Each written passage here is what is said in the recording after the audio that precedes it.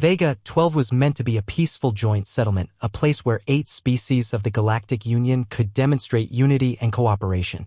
The climate was mild, the soil fertile, and the native predators few. Then the humans arrived.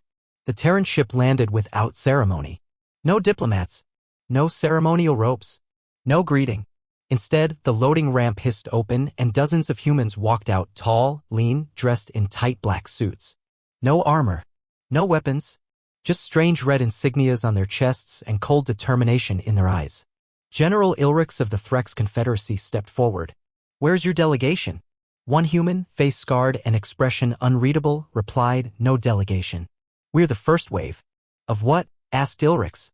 The man cracked his neck. "Runners." Before the translators could clarify the word, the humans started moving. Not walking, running. Full sprint. No formation, no commands. They scattered in all directions like unleashed predators. The Union representatives stood frozen. "Is this reconnaissance?"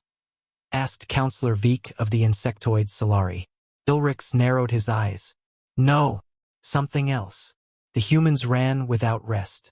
Through jungles, over rocky terrain, across ridgelines and into forests teeming with unknown dangers. No supply chains, no drones, just packs of water, grit, and silence. One surveillance drone followed a trio that encountered a territorial growlcat, a creature that had killed 3 Solari biologists weeks earlier. The humans didn't hesitate. One vaulted over it. Another jammed a stick into its mouth mid-lunge. The third ran straight through the chaos without turning around. By nightfall, some returned, bloodied, scraped, limping, and simply rested in the grass. Smiling, Ilrix approached the scarred runner again. "What exactly are you training for?" The human looked up, amused. "This planet pushes back. We like that." "How far did you run?" 70 kilometers, the man said casually. "Just warming up." He passed out minutes later under the stars, still smiling. That night, the Union satellites picked up strange behavior. Humans were building markers in the hills, stacked stones in geometric shapes. Not shelters. Not distress signals. Paths, trails. "They're mapping something," Veek whispered. Ilrix's 3 eyes remained fixed on the screen. "They're preparing." "For what?" Veek asked. The human message came 2 hours later, broadcast on open comms. Day 1 complete. Terrain assessed. No major threats. Phase 2 begins at sunrise. "What is Phase 2? Ilrix asked aloud. The drone feed zoomed in on a human carving a phrase into a tree with a sharp rock. "Chase training begins." And for the first time, the council felt it. Not curiosity. Not confusion. Fear. By day 3, the humans had covered 200 kilometers of terrain, across rivers, jagged ridges, sulfur fields, and unstable cliffs. Every day they rose at dawn, stretched in silence, then launched into motion. It wasn't random anymore. There were patterns. Routes. Coordination without words. Like a swarm, but smarter. Counselor Veek observed through a surveillance drone as one runner, Corporal Malik, tumbled into a ravine, his ankle twisting badly. The nearby med drone prepped for emergency evac. But Malik waved it off, gritted his teeth, reset the joint manually, and kept running. Worse yet, he smiled. Veek leaned toward General Ilrix. "Why do they smile when they suffer?" Ilrix didn't respond. He was watching another feed, this one tracking a group weaving through active thermal vents. Not avoiding them, using them. For lung conditioning. Heat stress adaptation. "This isn't a training drill," Ilrix finally said. "It's a selection process." "For what?" Veek asked. That night, human drones dropped small beacon nodes into key zones. They began constructing rough stone towers and low-profile shelters. But not for comfort. For navigation. For route memory. "Echo mode active," came a whisper on the intercepted comms. "What is echo mode?" Veek asked. Ilrix looked disturbed. Terran Special Forces term. It means mimicking enemy escape patterns so they can track and eliminate them faster.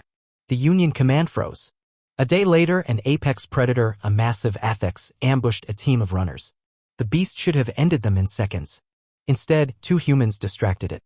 One used a shard of metal to blind it in one eye. Then they moved in. One leapt on its back.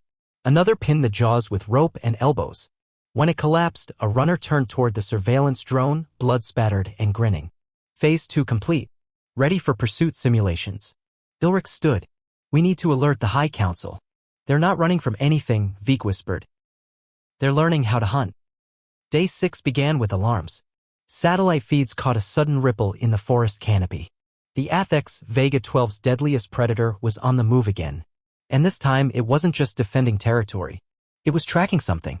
The humans had left bait. Chunks of meat. Clothing soaked in sweat. Traces of blood. They had summoned the Athex. They're drawing it out, Vik said in horror.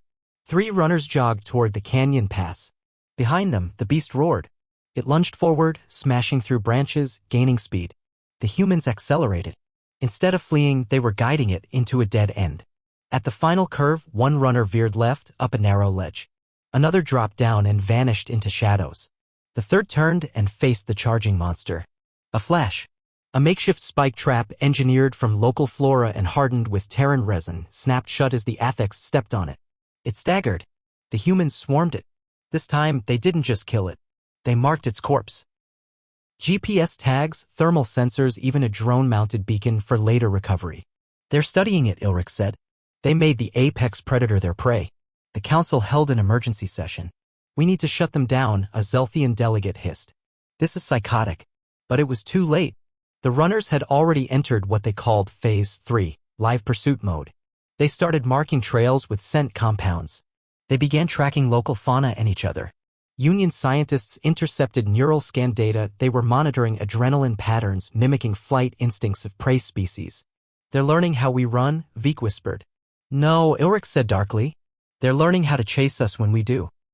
On day 10, an unregistered fleet appeared on Vega 12's orbital edge. The Nargathi Raiders, notorious pirates who had devastated 5 colonies in 2 cycles. They didn't hail. They didn't wait. They dropped ships to the surface. The council panicked. But the humans didn't. Instead, they ran. Not away from toward the landing zones. They split into dozens of fire teams, coordinated silently. No weapons. Just terrain. When the Nargathi emerged from their ships, they found no targets. Then the ground shifted, pits collapsed beneath them. Trails vanished. Boulders rolled. Net traps caught their scouts mid-stride. Within 2 hours, over half the Nargathi were incapacitated. The rest? Chased. Runners sprinted behind them, hurling stones and knives, forcing them back to their vessels. One pirate commander managed to send a single broadcast. Not soldiers. Not machines. Hunters. We never saw them coming. The transmission cut off. Ilrich arrived hours later. He saw humans dragging disabled Nargathi out of the jungle like trophies. Not a single Terran fatality. They weren't training for war, Ilrich muttered. They were preparing for this. The council dispatched envoys demanding answers. Colonel Ryan met them calm, unarmed, hands behind his back. You train civilians for combat, Ilrich accused. Ryan shrugged. Combat? No. They're not here to fight. They're here to pursue. Why? Vik demanded. Ryan's smile faded. Because one day, something worse than the Nargathi will come. Something that runs. And when it does, we'll be ready to run it down. Vik stared at the surrounding jungle. You turned this world into a hunting ground. Ryan nodded. That's the point. Weeks passed. The humans stayed. They built trails, towers, lodges. But not just for themselves. They invited others. Threx soldiers, Solari scouts, even council observers. Some joined them. They couldn't keep up, but they learned. One Dorian glider collapsed after 12 kilometers. The humans helped him up, clapped his shoulder, and said, again tomorrow. They were building something. Not an army. A movement. Ilrich returned to the site of the Athex kill. A stone now marked the spot. We don't run to escape. We run to remember, and when the time comes, we run you down. Vik stood beside him. What are they becoming? Ilrich answered without hesitation. Hunters of nightmares. And far above, in deep space, something watched. And recalculated. Because the worst thing in the galaxy wasn't a species that fights. It was a species that runs after you. And never stops. The High Council debated evacuation. Word of the human runners had spread across Union space, through pirate clans, and even into black market war networks. Videos of humans sprinting through storms, ambushing beasts, and running down invaders were viewed billions of times. And then came the message. Phase 4 begins. It wasn't broadcast. It was leaked. Intentionally.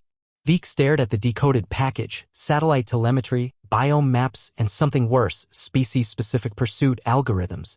They've mapped how we flee, Vik whispered. Our instincts. Our escape patterns. Our errors. Ilrich read the summary out loud. Threx split into triformations under stress. Solari burrow. Zelthians flee in spirals. Dorians scatter but slow under atmospheric pressure. They hadn't just trained. They'd adapted to everyone. Ilrix called an emergency broadcast to Earth. Colonel Ryan appeared, jogging as always, camera tracking his pace. Why send this? Ilrix demanded. Ryan's breath didn't waver. So you know. When the time comes, don't run. We don't want to chase you. But you will. Veek asked. Ryan stopped running. Turned to face the camera. If you hurt our colonies. Our allies. Our kids. He smiled, slow, terrible. We never stop running. Later, on Vega 12, a new group of humans landed. Young, lean, focused. Not soldiers. Sprinters. One leaned down, pressed her hand to the soil, then looked up at a predator watching from the trees. It blinked. She sprinted at it. The predator fled. Veek watched from orbit and whispered, it's no longer about survival. It's about dominance. Ilrix agreed. We built societies around fleeing. They built a culture around the chase. And across distant galaxies, ancient threats turned away from Earth's signal. Because somewhere, deep in that blue planet's DNA, was a truth no one had expected. They evolved not just to endure the hunt, but to be the hunters. And now that they had started running, no one in the galaxy could afford to be prey.